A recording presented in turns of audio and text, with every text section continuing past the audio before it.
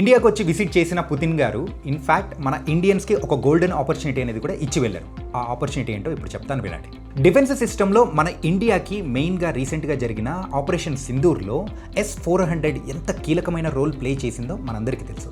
కాకపోతే దానికంటే ఇంకా అడ్వాన్స్డ్ S-500 డీల్ అలాగే Su-57ది కూడా డీల్ చేస్తుంది అని చెప్పేసి కూడా మనము రష్యా నుంచి అనుకున్నాము. కాకపోతే దాని గురించి ఏ ప్రకటన రాలేదు. ఈ వెపనరీ డీల్స్ గురించి పుతిన్ గారిని ఒక క్వశ్చన్ అడిగితే ఆయన ఏమన్నారంటే, మేము డీల్స్ చేయట్లేదు, మెయిన్గా నాలెడ్జ్ ట్రాన్స్ఫర్మేషన్ అనేది కూడా మా రెండు కంట్రీస్ మధ్యలో జరుగుతుంది. ఎంప్లాయ్మెంట్ పరంగా కూడా మీరు ఇప్పుడైతే ఎంప్లాయ్మెంట్ కోసం USA, UK ఇట్లా వెళ్తున్నారు, అలాంటిది కాకుండా రష్యాని ఒక ఆప్షన్గా తీసుకోండి. అక్కడ ఎంప్లాయ్మెంట్ పరంగా అయితే 31 lakhs ఆపర్చునిటీస్ కూడా ఉన్నాయి.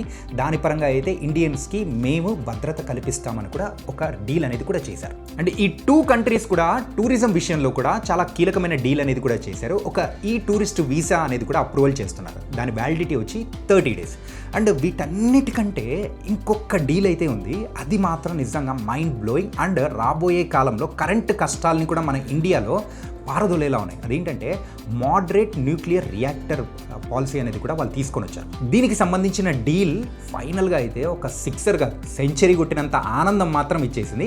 అండ్ ఈ డీల్స్ అన్నీ కూడా మన ఇండియన్లో ఎకానమీ పరంగా అండ్ మెయిన్గా చాలా చేంజెస్ అనేది కూడా తీసుకురాబోతున్నాయి. ఇలాంటి ఇంట్రెస్టింగ్ అండ్ ఇన్ఫర్మేటివ్ టాపిక్స్ కోసం, అది కూడా షార్ట్ ఫార్మేట్లో కావాలనుకుంటే మా పేజ్ని ఫాలో అవ్వండి.